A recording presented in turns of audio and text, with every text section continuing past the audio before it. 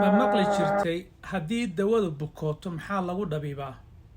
maantana waxay inala gashay sidee bay dawadii loogu talagalay inay dadka daweyso ay maanta u noqotay halis ba-an oo dadka yaga haysata meel kastoo ay joogaan.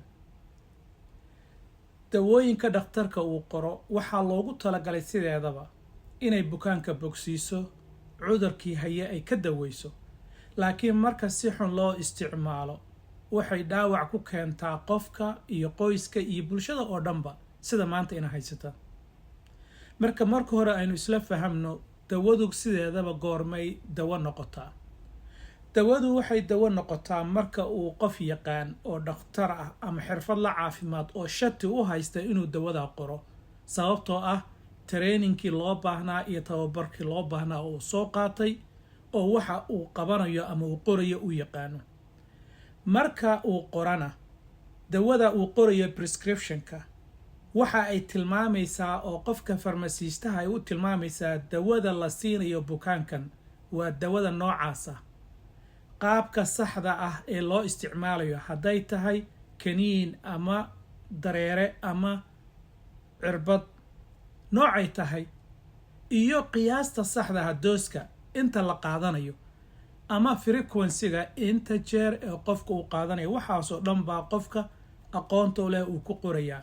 tusaale ahaan haddii qofka uu qorayo dawo antibiotic ah, wuxuuba qoray ka soo qaad amoxicillin 500 milligram, hal kaniini ah baad siinaysaa 3 jeer maalintii oo 8 saac ay u dhaxayso 7 maalmood ayaad ku siinaysaa. macnaha warkaasi waa war dhammaystiran. wuxuu sheegayaa dawada waxay tahay milligramkeeda, nooca loo qaadanayo kaniini 3 jeer maalintii, iyo inta ay maxaan ku ahdaa 7 maalmood oo 1 week ah.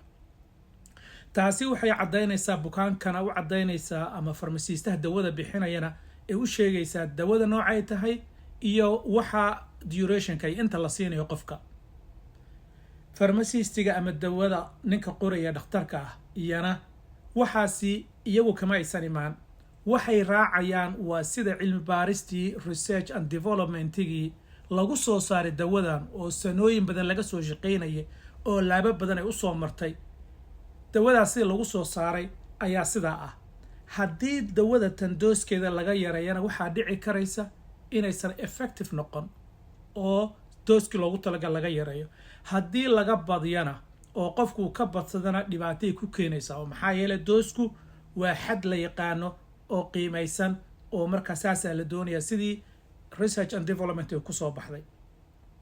marka nidaamkan dawo qorista ah ee prescription drugska qofka aqoonta u leh dhakhtarka ah inuu qoro waxay hubinaysaa in dawadaasi loo isticmaalo si badbaado leh, cudurka saxda ahna lagu daweeyo, isla markaana loo qaato qadarkii saxda ahaa, dooskii saxda ahaa in loo qaato ayay hubinaysaa. oo qofkaasi waa qof tababar dheeri ah u leh.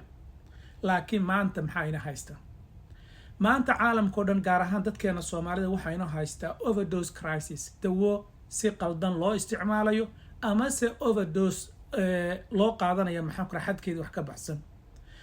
overdoseka hadda caanka ah ee opioid overdose crisis la yidhaahdo sidiisaba marka hore wuxuu ku imaanayaa overdose waa xanuun baabi'iye, waa dawo xanuunka baabi'isa ee loogu talagalay in lagu daweeyo xanuunada moderate and severe pain. qofka markuu xanuun ba-an hayo, hooyo umushay, qof jabay, maxaanku xanuuno painful ah ee marka dawooyinka kale caadiga ah the pain medicationka kale ay waxba ka tari waayeen qofka, ama uu u baahday dawo intaa ka badan oo weli xanuunkii uu hayo. marka dawadii noocaas oo kale loogu talagalay iyana waxay leedahay waa short time dose yar, loogu talagalay waqti gaaban qofka inuu maxaa la dhihi jiray xanuunkaasi uga bao kadibna uu ka wareego. dawooyinka noocaas oo kale waxaa ka mid ah morphinka, oxycodone iyo vicodin iyo kuwo kaloo badan. marka intoodaba waxay qabanayaan shaqada ay qabanayaan waxay tahay in ay opioid receptorska oo maskaxda in ay daboolaan ee painka maxaan ku rahdaa xanuunka keenaya ayay markaa qofka ka daboolayaan. haddeen qofku wuxuu helayaa relief. laakiin maxaa dhacay? waxaa dhacay marka in overuse la isticmaalo, overdose, misuse ayaa dhacday. qofkii dadka qaarkood waxay noqotay markaa inay waa daawaha very addictive ah ee aad loola qabatimo, inay addictive u noqotaan xanuun bi'iyahan mooye wax kale aysan rabin, oo markaa qofka uu qaato high overdose oo dabadeedna uu dhibaatooyin badan oo markaasi geeri badan ay ka mid tahay inuu ku keeno caalamka, gaar ahaan dadka iyaga dhallinyaradeenna. dad badan baynu arkaynaa maalin kastaba hadday noqoto dibadaha aynu joogno oo overdose crisis baa jira, waddankiina sidoo kale. kuwo kaloo waxaa jira sedative ah, kuwo stimulant baa jira. waxaa kaloo iyana caan ah maxaan ku rahdaa sharabadan codiinka ku jiro, iyana waxaasoo dhan waa pain killers. laakiin qofka marka sidii loogu talagalay si ka duwan uu isticmaalo dhibaatadeeday leedahay. marka maxaa xal ah marka? horta intaana xalkaan u gudbin, maxaa dhacaya qofka markuu misuse ku sameeyo, si qaldan u isticmaalo ama uu ka badiyaba wixii loogu talagalay? waxaa dhacaya marka maskaxdii ayay ka badanaysaa, overwhelms the brain. kadib taasoo saameyn ku yeelata markaa qeybta maskaxda ee neefsashada, taasoo slowdown ku samaysa neefsashadii. qofkii neeftii baa ku adkaanaysa inuu neefsado, kadib confusion inuu wareero, koma inuu galay u badan tahay, taasoo keenta badanaaba inuu u dhintana. marka dad badan baa arkaysaa iyagoo xaaladda koma ku jira oo overdose, oo u baahan markaa bulshadeenna in la caawiyo. taasina insha allah waxaan uga hadlaynaa qeybta maxaa laga qaban karaa waqti xaadirkan. marka misuseka dawada tan ama dawada la qoray, waxaanu ka hadlaynaa ilaa hadda waa dawo la qoray keliyaanu ka hadlaynaa ee prescription ah. dawadaasi haddii lagu qoray oo aad ka badsataa, ama dawo qof kale loo qoro, hooyada oo umushay dawo loo qoro ilmuhu sida ay ku barteen, waxyaalo waxaynu ka hadlaynaa oo qofkii qaldanaa uu qaatay ayaanu ka hadlaynaa iyo dhibaatada ay ku keentay. marka qofka addictionka uu sameeyay, haddii qofka uu maxaan ku rahdaa haddii mental health strugglesna waa dhacaysa, dhibaatooyin xagga maskaxda ah, tolerance, withdrawal iyo family breakdown badanna way keentaa, oo qofka in ay dabeecadihiisa xitaa marka ay qabato in laga dareemayo. marka tallaabada aan leeyahay sheegidda waa wax badan baa laga soo sheekeeyey. waxa inaga maqan waxay tahay marka hore dadka yagu waxaa inagu yar in dawada loo isticmaalo sida saxda ah, oo uu dawo dhakhtar qoray oo qof licensed healthcare professional in la helo ayaa muhiim ah. waxaan la hadlayaa siiba dadka Soomaaliya jooga iyo ka baxsan meelaha sharcigu ka shaqeynayo. waxaa kaloo iyana jirta dawooyin badan oo hooyo ama waalidka loo qoray oo loogu talagalay ayaga, oo ay helayaan caruurtooda hadday noqoto ku yaryaraa ee aadka u yar ee aan ogeyn iska cunaya wixii, ama dhalinyarada oo markaa iyana markaasi saa ku bartay baanu aragnay. oo markaa waxay noqonaysaa dawadaasi in lagu kaydiyo meel secure ah. marka ay qofku ka dhamaystaan in disposalkeeda uu noqdo idana lagu celiyo meesha loogu talagalay, oo safe disposal baa jira wadamada hadda aynu joogno. waxaanu raadinaynaa sidaan ku heleen data. horta marka hore daatadaan u baahannahay waxay tahay hadday noqon lahayd cusbitaalada, intee qof baa cusbitaal u gashay, intee qof baa la dhabiibay, intee baa naawan loogu wacay, intee baa xaafadaha iyo derbiyada lagu arkay, waalidkiioo noo sheegay intee caruuro maxaan ku rahdaa u dhiboonaysa, u dhib qabta, iyo maxaan ku rahdaa courska iyo waxaasoo dhan. marka all that data informationkaasi hadday tahay qualitative iyo hadday tahay quantitative waa loo baahan yahay si loo ogaado xajmiga uu leeyahay dhibka ina haysta. waxaan aad u aaminsanahay in awareness-ka ama wacyiga dadku aad u hooseeyo.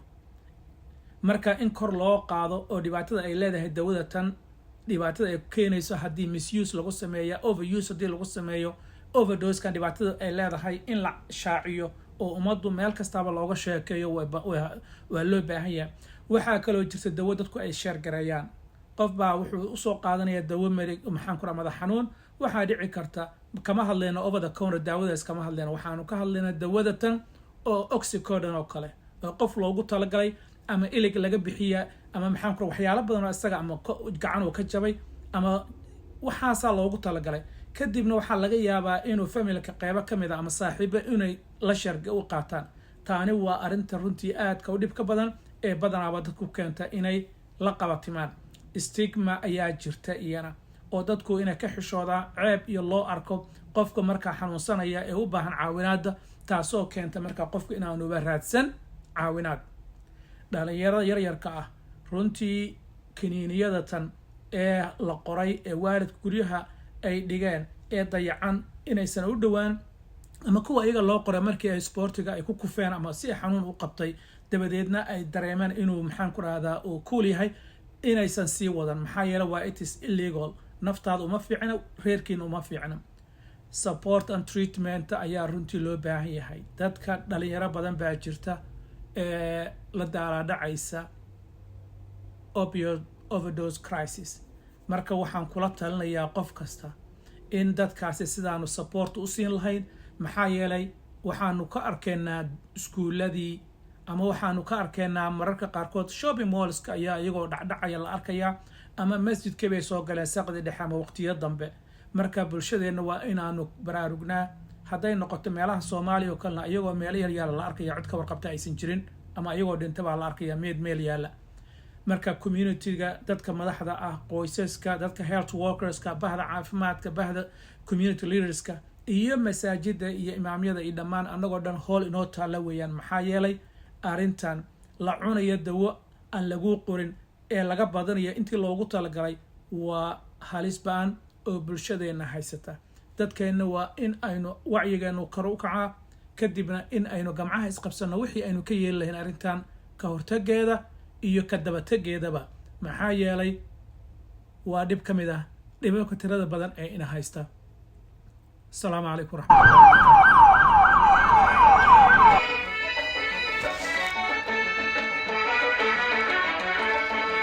قفكي عذور تلايو دوادا بوكسيسي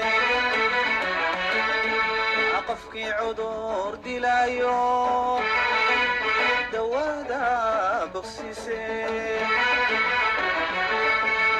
hadday dawo bukoto maxaa lagu tabiiba hadday dawo bukoto maxaa lagu tabiiba waa tilmaan la daaho degdeg kuma habboone waa tilmaan نداهو دقداكما حبوني هادو دقن وفرصو هادو دقن